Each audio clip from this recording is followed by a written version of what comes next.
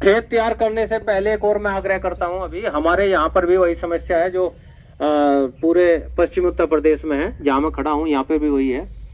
अब की बार खेत तैयार करने से पहले एक बार अपने खेतों में चिजलर का प्रयोग या सब सोइलर का प्रयोग अवश्य करें। खेत तैयार करने में चिजलर या सब सोइलर होता क्या है? आप में से किसी किसान भाई ने पहले प्रयोग किया है? नाम सुना है सब सोइलर या चिजलर का? खड़ा ही हो रहा ये खड़ा है, यही ट्रैक्टर में लगा हुआ है।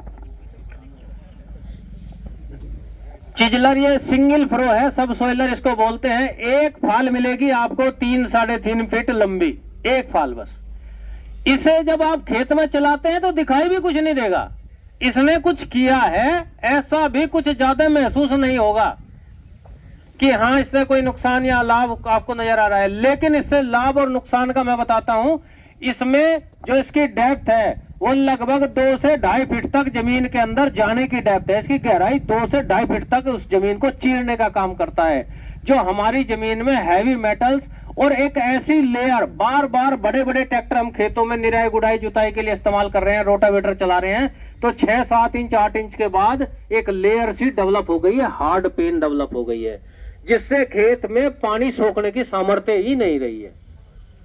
जो हानिकारक तत्व है वो जमीन में नीचे नहीं जाते हैं, हमारी पौधे की जड़ें नीचे तक नहीं जा सकती है, इसलिए वहां पर एक परत बन जाने के कारण ये सारी समस्याएं आ रही है। यदि हम इसे एक बार सब सोइलर को चला देंगे तो वो जो हमारी हार्ड परत बनी हुई है उसमें क्रैक्स आ जाएंगे, उसके अंदर उसको चीरने का, तोड़ने का काम करेगा, जिस कारण से जितने हैवी मेटल्स है वो उसके अंदर जाने का कार्य शुरू हो जाएगा। आपकी जमीन के उपजाऊ क्षमता के साथ साथ जमीन की जल धारण क्षमता बढ़ेगी। एक बार सिंचाई करने के बाद काफी लंबे समय तक उसका लाभ मिलेगा। चलाना कैसे है? इसको 2 से 2.5 फीट की दूरी पर, लगातार नहीं, कल्टीवेटर के जैसे नहीं चलना है। एक कूंड आपने इससे यहाँ निकाला, पूरा डेप्थ, पूरा इसका फ्रेम जमीन तक टच हो जाना चाहिए। आपने उस तक चलाया, यहाँ पर आपने एक कूंड निकाला पूरा पश्चिम, उससे 2.5 फीट दूर फिर दोबारा से एक कूंड निकाला पूरा पश्चिम, फिर 2.5 फीट दूर कूंड निकाला, ऐसे पूरे खेत में पहले पूरा पश्चिम निकाला, फिर उत्तर दक्षिण निकाला क्रॉस में। जब ये क्रॉस हो जाएगा तो 100% अंदर सीपेज की प्रवृत्ति आपके जाने शुरू हो जाएगी, आपकी जमीन में जल धारण क्षमता बढ़नी शुरू हो जाएगी। सबसे महत्वपूर्ण चीज है, इसलिए अब की बार जब खेत तैयार करो, गन्ना बुआई का समय जब आए तो इसका प्रयोग अवश्य करना है। एक दूसरा इसी के साथ एमबी प्लाव आता है, नाम सुना है? ऐसे नाम ले रहा क्या ना जो आप लोग बड़ा,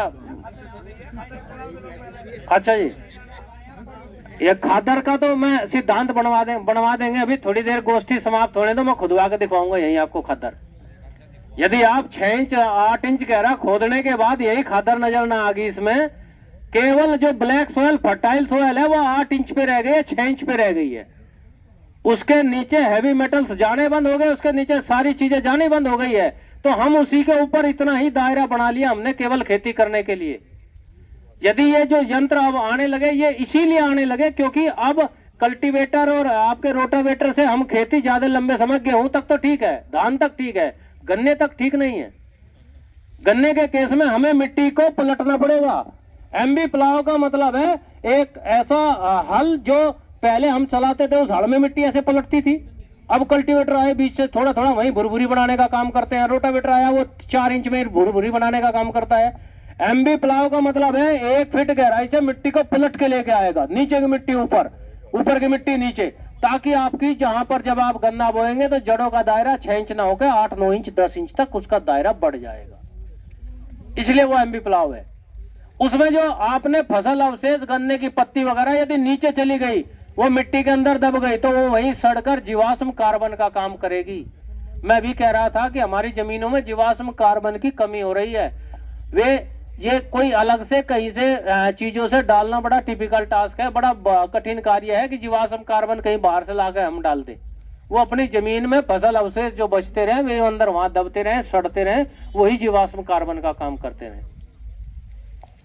इसलिए एमबी प्लाव का भी इस्तेमाल करें जब आप गन्ने के उत्पादन की बात कर रहे हैं, जब आप गन्ने का उत्पादन अच्छा लेने की बात कर रहे हैं। इसके अलावा एक महत्वपूर्ण बिंदु और है, जो हम खाद की बात करते हैं। गन्ने की बुआई के समय किन किन खादों का प्रयोग करना चाहिए, कितनी मात्रा में करना चाहिए। कौन कौन सा खाद डालते हैं आप लोग?